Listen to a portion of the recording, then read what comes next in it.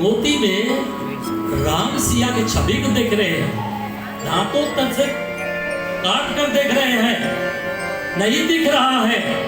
हर एक मोती के दानों को बिखेर देते हैं और बिखेरने के बाद में ये कहते हैं जिस मोती में, जिस वस्तु में राम नाम की छवि नहीं, वह वस्तु बेकार है।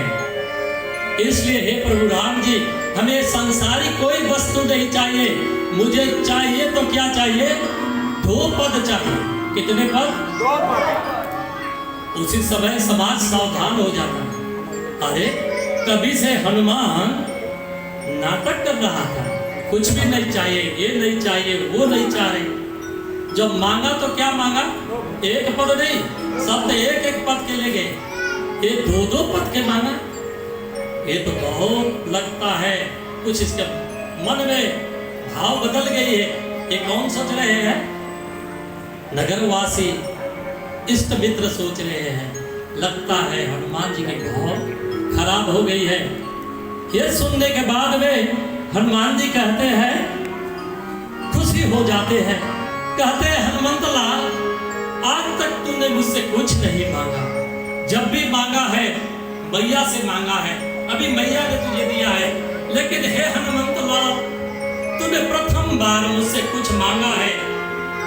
2 पद किया, 4 पद किया, 50 पद किया, ब्रह्मांड के सारे पद देने के लिए तैयार हो। अब तू स्वीकार कर। और उसी समय हनुमंत लाल जी कहते हैं, प्रभु मैंने वे सारी पदों को नहीं कहा प्रभु, मैंने वो पदों को नहीं मांगा प्रभु, मैंने आपके चरण का पद को मांगा है प्रभु। आप अपने शरण में रख लीजिए प्रभु, ये मैंने दोनों चरण को मांगा है प्रभु। ये सुनने के बाद में प्रभु राम हर्षित हो जाते हैं और हनुमान के एक वरदान देने लगते हैं। क्या देने लगते हैं?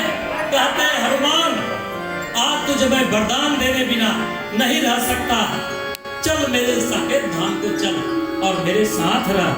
लेकिन हनुमंत लाल कहते हैं, प्रभु राम जी, मानता हूं कि साकेत धाम में आपके नित्य प्रतिदिन दर्शन होगी, क्या आपका वहां राम नाम रूपी कथा सुनने को मिलेगा?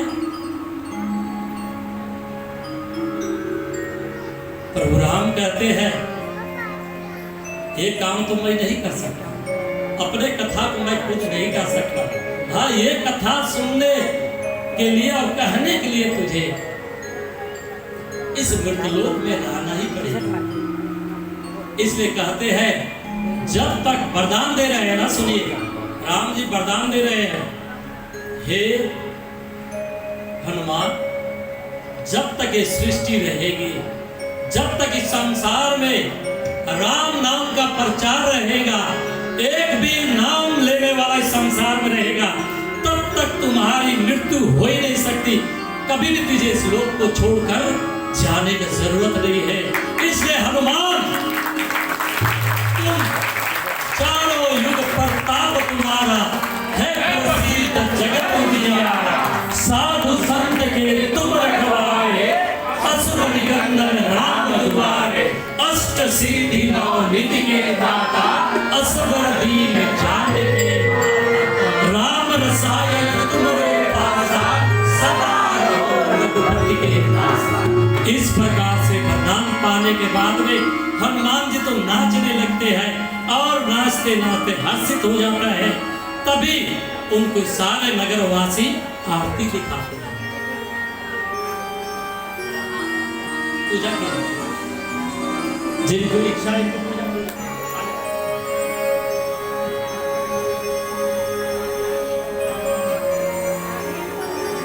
आगवाल लगा दो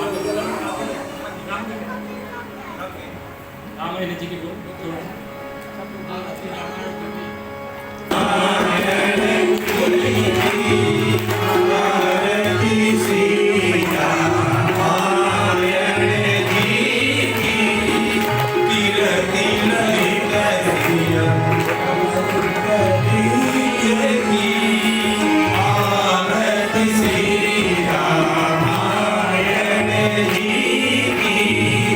गावत ब्रह्मा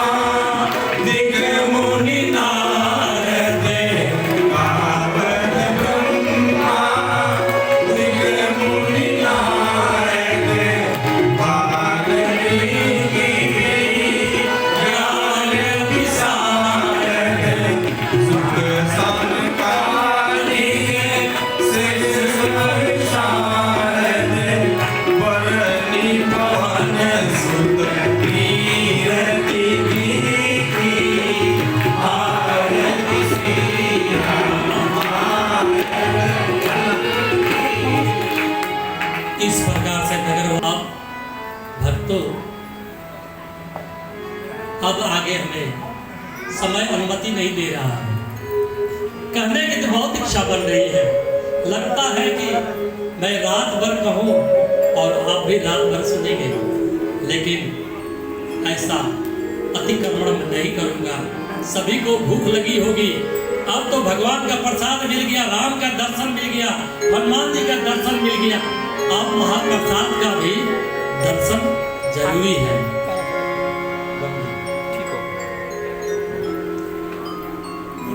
भक्तों, आप सबसे प्रार्थना है कि मैंने आप सभी के समक्ष 3 दिन हनुमंत कथा रखा। मैं अबला, अज्ञानी, संसारिक राम के बारे में क्या कर सकता हूँ, लेकिन मैं जानता हूँ जो कुछ भी मैंने कहा है हनुमंत लाल की कृपा है, प्रभु राम की कृपा है। इसलिए आप सब यहाँ आए इतने अच्छे ढंग से। जब इतने सुंदर श्रोता हो ना, तो कथा वाचक की ताकत दुगनी हो जाती है। तो आप सबसे प्रथम श्रेणी के श्रोता हो। कभी भी हमें ये नहीं कहना पड़ा शांत हो जाइए, चुप हो जाइए, कथा में ध्यान कभी कहना नहीं पड़ा। इसलिए मैं जानता हूँ कि कोई भी यहाँ पर अज्ञानी नहीं है, सभी हमसे ज्ञानी है, सभी भक्त है राम की, भगवान की।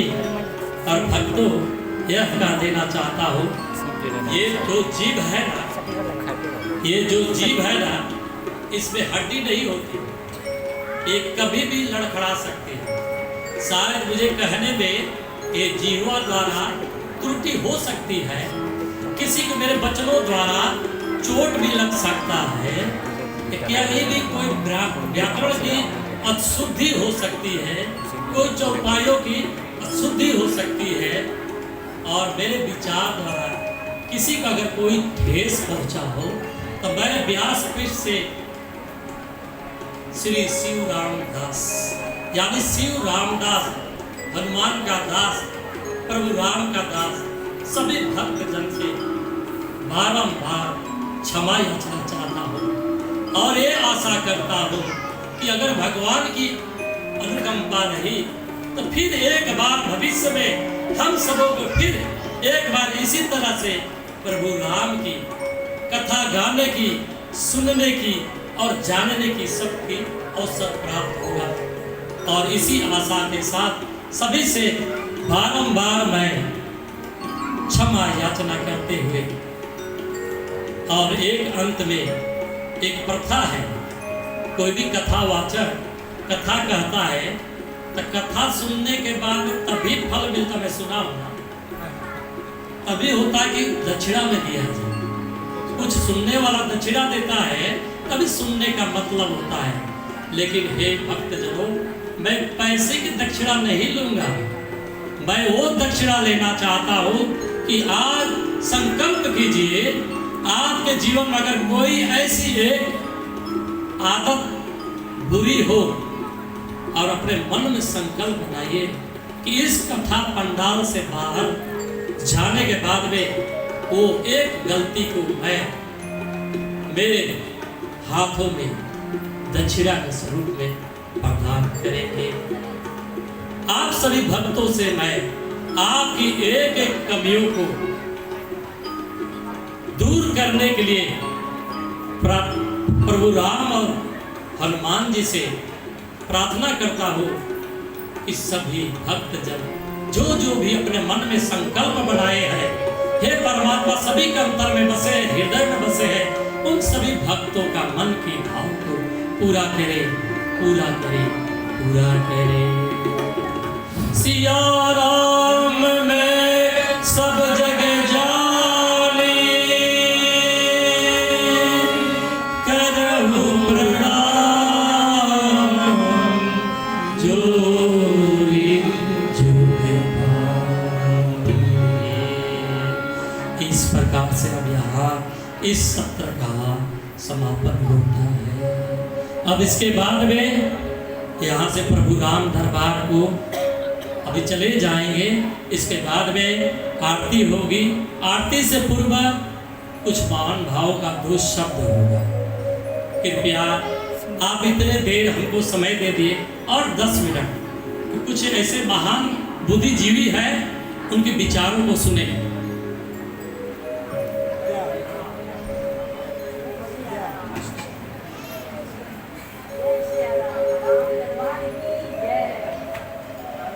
जयकार बनाइए 5 बार। जय श्री राम, जय श्री राम, जय श्री राम, जय श्री राम। कैसे बोलिए? श्रद्धेय कथा व्यास जी एवं इस कथा मंडप में आवाहित स्थापित सर्वसभी रामभद्र मंडल के सभी देवताओं एवं सुत हनुमान जी के सहित आवाहित सभी देवी देवताओं को चरणों में मैं सादर नमस्कार करता हूँ। पश्चात इस कथा मंडप में पधारे हुए सभी समाज के शुभचिंतकगण, वयोवृद्ध, माताएं, बहनें, बच्चे, बच्चियां, आप सभी को मैं सादर नमस्कार करता हूँ। आज कथा अपने गंतव्य पर पहुँचने ही वाली है, अर्थात छोटी सी ही एक कार्यक्रम इसमें रह गई है, जिसमें आज हम 3 दिनों से श्री हनुमंत लाल हनुमंत कथा को हम व्यास जी के मुखारबिंद से सुनते आ रहे हैं। कितने मधुर वाणी में और कितने सुंदर वचनों से रसपान कराए हमें, और अंतःकरण में इसकी हम समझ पा रहे हैं कि हम पंडित जी के, व्यास जी की कथा की तुलना हम नहीं कर सकते। कोई शब्द नहीं है कि जिससे हम तोल कर बताएं कि पंडित जी कैसे कथा कहे हैं। इसकी तुलना हम अपने अंतरात्मा के, अपने अंतःकरण में ही सभी करते होंगे कि पंडित जी हमें 3 दिनों से कितनी सुंदर सुंदर और कितनी सुंदरता से हमें कथा हमारे अंदर की हुई है।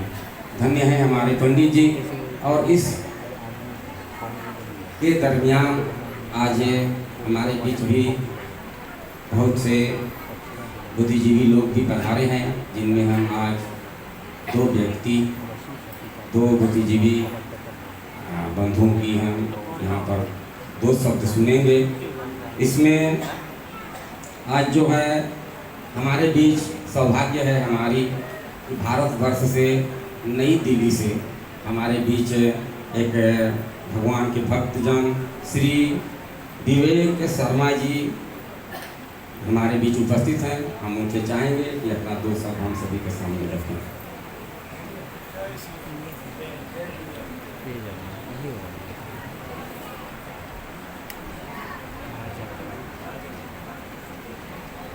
व्यास भक्ति आशीन श्री शास्त्री जी, आपके चरणों में वंदन नमन। श्री हनुमते नमः। जय श्री राम, जय श्री राम, जय जय श्री राम, जय जय श्री राम।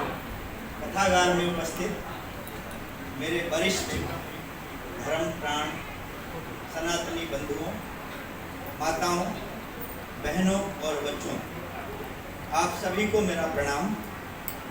एक संक्षिप्त सा परिचय मैं अपना दूँ। मैं विवेक शर्मा, भारतवर्ष में उत्तर प्रदेश के गढ़मुक्तेश्वर धाम गंगा तट का निवासी हूँ। पूर्व जन्मों के संचित कर्मों से इस ब्रह्म देश में वास करने का सुअवसर प्राप्त हुआ है, और हरि की बड़ी कृपा है कि आज शास्त्री जी के मुखारबिंद से श्री हनुमंत कथा पावन और प्राप्त करने का सौभाग्य प्राप्त हुआ। शास्त्री जी, आपने तो हनुमान और सुग्रीव जी का, विभीषण जी का भी संवाद सुना है। बड़ा स्पष्ट रूप से उन्होंने कहा है, अब मोहि भा भरोस हनुमंता, बिन हरि कृपा मिले नहीं संता। तो मेरे ऊपर कोई हरि जी की, ईश्वर की विशेष अनुकंपा है। आप सभी भक्तजनों के बीच में मुझे हनुमंत कथा सुनने का सौभाग्य प्राप्त हुआ है। समय बहुत कम है, मेरे वरिष्ठ जन, मेरे अग्रज श्री बजरंग शर्मा जी ने कल कहा था कि राम एक भाव है, सभी प्राणियों में निमित्त है, निहित है। इसीलिए आप सभी भक्तजनों में मैं ईश्वर का वास और स्वरूप देखते हुए आप सभी को नमन करता हूं और इस ब्रह्म देश के सभी धर्म प्राण जनों को जिन्होंने इस आयोजन में अपना सहयोग दिया है, उन सभी को नमन करता हूं, वंदन करता हूं। उन सभी के नाम की एक जय जयकार, सभी धर्म प्राण जनों की जय। श्री हनुमते नमः। इसी वाणी को यहीं विराम दूंगा समय की अल्पता को देखते हुए। धन्यवाद, बहुत बहुत धन्यवाद।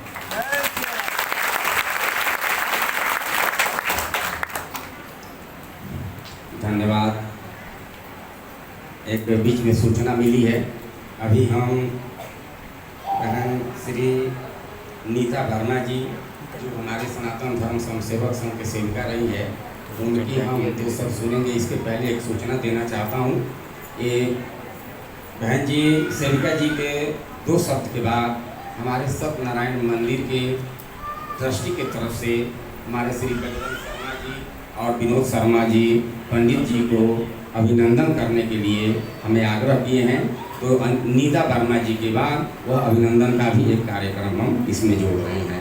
तो नीता वर्मा जी से निवेदन है कि आप आकर के हम सभी को अपने शब्दों से संबोधित करने की कृपा करें।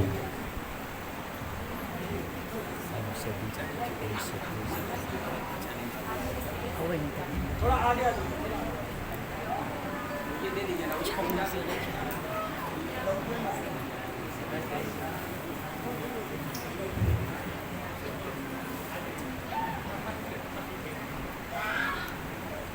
सर्वप्रथम हमारे श्री व्यास शिवराम जी को मैं सादर प्रणाम करती हूँ। आज इनका जो ये पद देखकर मन में इतनी खुशी होती है। बरसों से इनको देखते आई हूँ, अपने छोटे भाई की तरह इस रूप में देखा है। अभी भी मेरे नज़र में मेरे छोटे भाई है, लेकिन इस पदवी को पाकर इतना मन मेरा खुश हो रहा है कि इतनी मेहनत से, इतनी शिद्दत से भारत जाकर इन लोगों ने इस रामायण के प्रति अपनी जो श्रद्धा व्यक्त की और वहाँ के जो गुरु ने इनको अपने शिष्य बनाया और इनको दीक्षा दी, और आज ये हमारे सामने आकर हमें जो हनुमान कथा का इतने विस्तार से और इतने सही ढंग से हमें जो समझाया, उसके लिए मैं कोटि कोटि धन्यवाद देती हूँ। और मैं कोई बुद्धिजीवी बहुत नामी कोई महिला नहीं हूँ, आप लोगों की तरह आम महिला ही हूँ। और मैं चाहती हूँ, मेरे जो मन में एक बहुत दिन से विचार था कि मैं आप सभी लोगों से साझा करूँ। मैं ये कहना चाहती हूँ कि अपनी मातृभाषा, अपनी हिंदी जो मातृभाषा इतनी शुद्ध, इतनी निर्मल और इतनी सुंदर मातृभाषा है, उस भाषा को आप सभी माताएं, बहनें और बहुओं से मैं हार्दिक निवेदन करती हूँ कि इसका आप अनादर मत कीजिए। आप अपनी भाषा घर पे भी बच्चों से, अपने परिवार में, अपने बुजुर्गों से, सभी से, अपने रिश्तेदारों से, जैसे उस दिन भैया ने बोला कि हम फ़ोन करते हैं, हेलो हेलो करते हैं, उसकी जगह राम राम करके आप अपना परिचय दीजिए। तो उसमें इतनी मिठास है ना, और उससे क्या है, बच्चे भी ये सीखेंगे, भविष्य में ये भी सीखेंगे कि हमें भी ऐसे करना है। हम ही बच्चों के सामने बर्मीज़ है, इंग्लिश है, ये भाषा कोई बुरी नहीं है, लेकिन क्या है, अपनी भाषा को छोड़कर हम क्या करते हैं, दूसरी की भाषा को अपनाते हैं। तो मैं ये निवेदन करना चाहती हूँ सभी अपनी बहनों से, अपनी माताओं से और भाइयों से भी ये निवेदन करना चाहती हूँ कि जहाँ तक हो सके अपने घर में अपनी मातृभाषा बोलिए, और बच्चों को जहाँ तक हो सके हिंदी, जहाँ तक हो सके, जितनी कोशिश हो सके। आजकल होता क्या है, हमारे बच्चों के पास फुर्सत नहीं है, दिन भर स्कूल में लगे रहते हैं, फिर ट्यूशन है, फिर कंप्यूटर क्लास है, स्विमिंग क्लास है, कराटे क्लास है, सबके लिए टाइम है, लेकिन हिंदी के लिए टाइम नहीं है। लेकिन मैं भगवान से ये प्रार्थना करती हूँ कि हमें ये कोविड के बाद इसको अवसर मिला है कि ऑनलाइन में भी अच्छे अच्छे क्लासेस चल रहे हैं। आप लोग ढूंढ के उसमें अपने बच्चे को ऑनलाइन में भी हिंदी सिखा सकते हो। यहाँ पे भी बर्मा में भी ऑनलाइन से हिंदी पढ़ाने वाले शिक्षक काफ़ी हैं चौड़ागांव से है, जियावाड़ी से है और बहुत सही तरीके से वो हिंदी सिखा रहे हैं। तो आप अपने बच्चों को कृपा करके, ये मैं कोई बहुत आप लोगों को निर्देश नहीं दे रही हूँ, नम्र निवेदन कर रही हूँ कि जहाँ तक हो सके अपने बच्चों को हिंदी की शिक्षा के लिए प्रेरणा दीजिए। और अभी जैसे बच्चों ने यहाँ पे कितने अच्छे से प्रस्तुत किया है रामायण को, ये समय की कमी से इन लोगों ने बहुत शॉर्ट में ये किया हुआ है। इसको हम विस्तार से करेंगे तो सब बच्चों में ये प्रेरणा जगेगी कि हम भी कल उठ के ऐसे स्टेज पे आए और इस तरह हम भी प्रस्तुत करें। तो ये कब जगेगी ये प्रेरणा? जब हमारे मन में अपनी मातृभाषा के प्रति प्रेम रहेगा। और जब मातृभाषा नहीं सीखेंगे, हिंदी नहीं आएगी, तो हम रामायण की चौपाई कैसे पढ़ेंगे? हम गीता, भगवत गीता कैसे पढ़ेंगे? कैसे हमें समझ में आएगी? ठीक है, इंग्लिश में भगवत गीता है, रामायण में इंग्लिश में है भगवत गीता, लेकिन वो जो सार है वो हिंदी में जो हमारे मन में बैठता है वो दूसरी भाषा में नहीं जा सकता है। तो मेरा ये नम्र निवेदन है कि आप अपने बच्चों को हिंदी, अपनी मातृभाषा के प्रति प्रेरणा दें और उनको इस ओर ज़्यादा आकर्षित करें। धन्यवाद।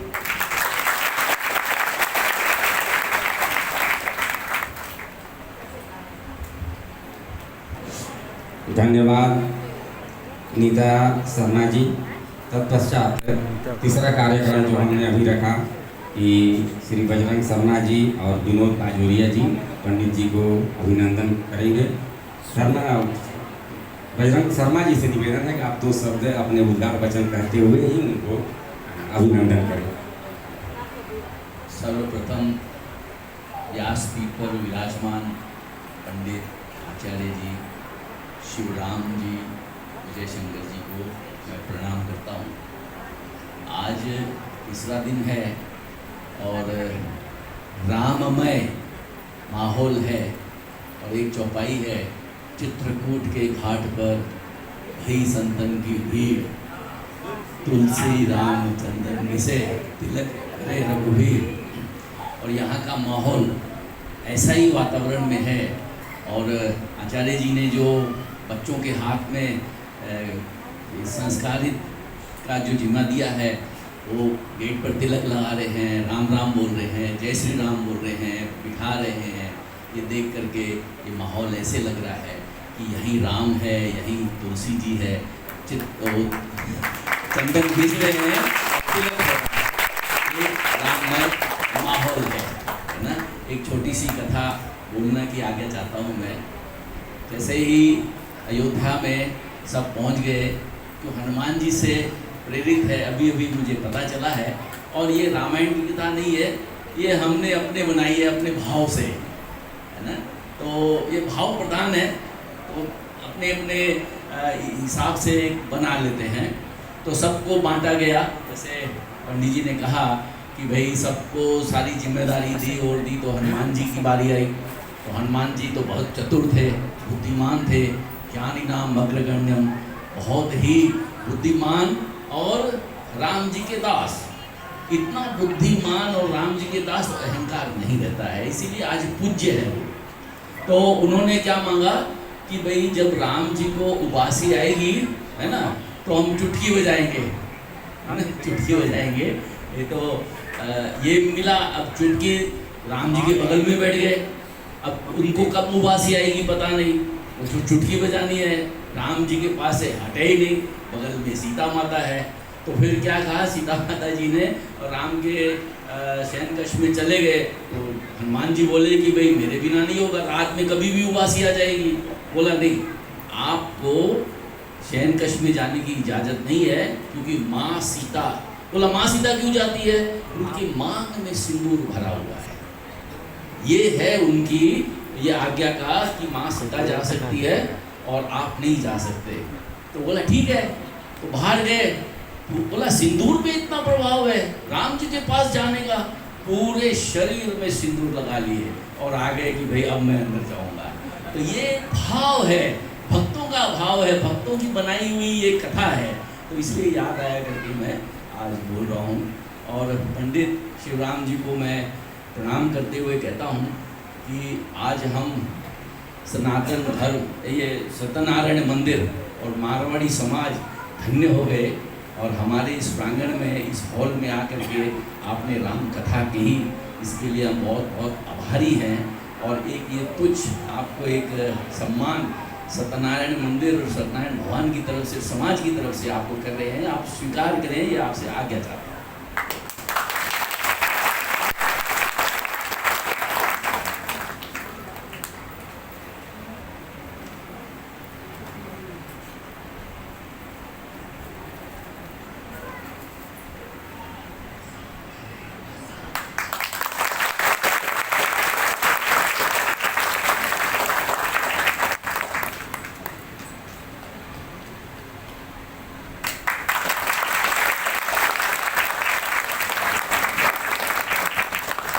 प्रेम से बोलिए श्री सत्यनारायण भगवान की।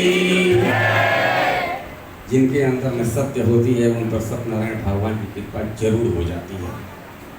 तो अभी इसके बाद एक छोटा सा अभी हम सूचना हमारी रह गई है कि आज जो यहाँ पर 3 दिन से कार्यक्रम चल रहा है, इसमें आज प्रसाद जो है भगवान को भोग लगाने का जो प्रसाद है, जियावाड़ी स्टेशन रोड श्री SK जी उर्फ श्री सुरेंद्र कुमार जी एवं श्रीमती मालती देवी के परिवार द्वारा यहाँ प्रदान किया गया है।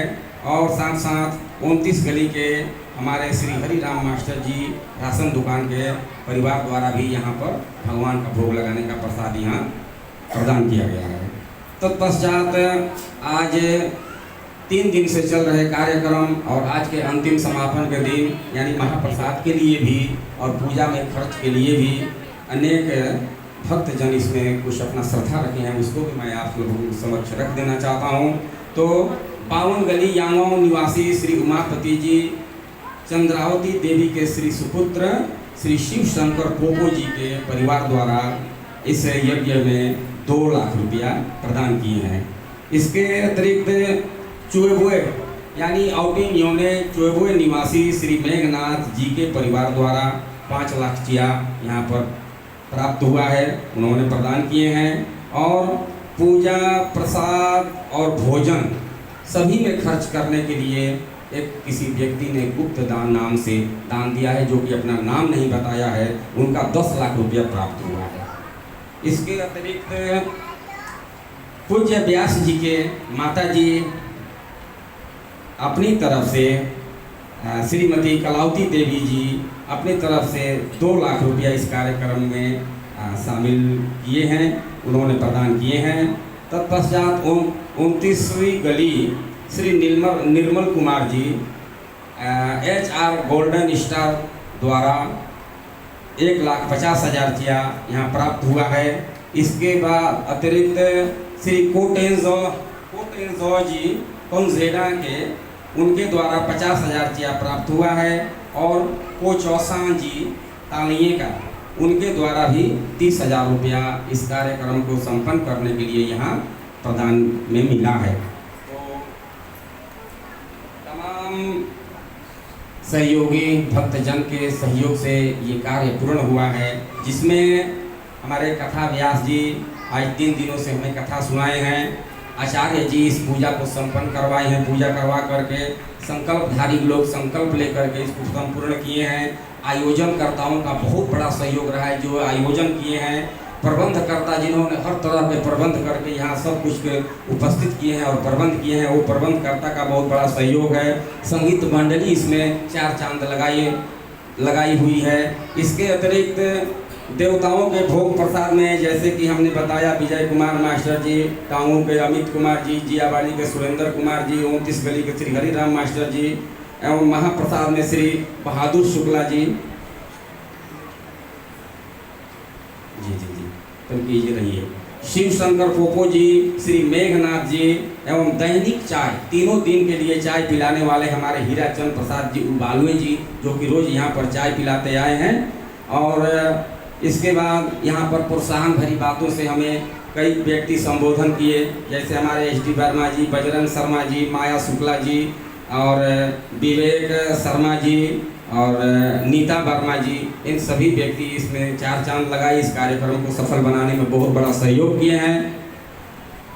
और जो आज यहाँ हमने जो आप सभी को सामने प्रसार किया कि जैसे कि श्री शिव शंकर पोपो जी के माध्यम से पैसा चंदा प्राप्त हुआ, मेघनाथ जी के यानी सभी का मैं नाम रख दिया हूँ। इन तमाम व्यक्तियों को जो भी इसमें सहयोग दिए हैं और अपनी तन मन धन से इस कथा को सफल बनाने में अपना सहयोग दिए हैं, उनको धन्यवाद के लिए हम अपने यांगों के एक धर्मनिष्ठ व्यक्ति जो धर्म के लिए हमेशा तत्पर रहते हैं, हमारे श्री UST वर्मा जी, उनसे हम निवेदन करते हैं कि आगे आप धन्यवाद प्रकाशन करने की कृपा करें। इसके बाद आरती करेंगे।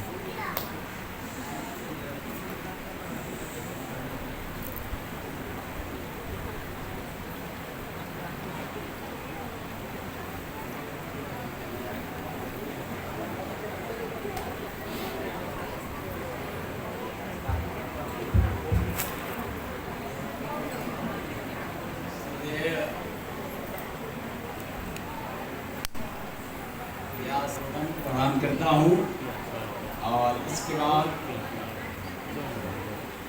बाद आज जितने श्रोतागण पधारे हैं, पंडित जी ने आज अपने प्रवचन में कहा कि माताएं क्यों अधिक रहती है।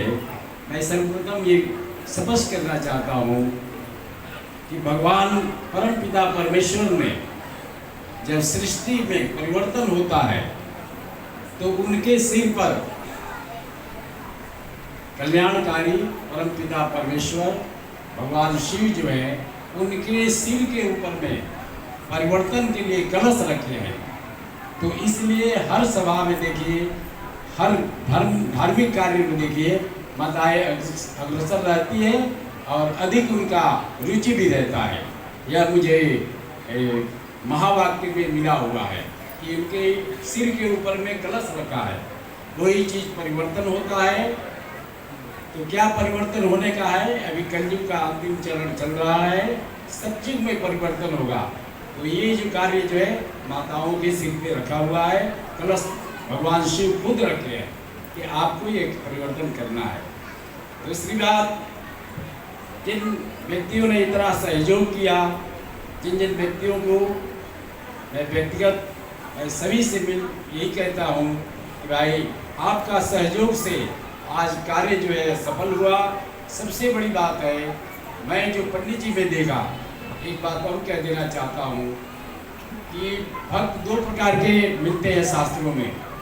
एक तो है स्नेह वाला और दूसरा जो है स्नेह के साथ साथ सर्वशक्तिशाली। तो स्नेह तो प्रभु से सबका है, उस स्नेह में उनको हमेशा सहयोग मिलता रहता है, भगवान से प्रभु से हमेशा स्नेह मिलता रहता है, सहयोग मिलता है। लेकिन जो अपने पंडित जी हैं, ये स्नेह के साथ साथ ये जो है सर्वशक्ति भी इनको मिलती है। कहाँ से मिलती है? इनकी धर्म की धारणाओं से इन्हें शक्ति मिलती है। इसलिए सहयोग के साथ साथ इन्हें बहुत सहज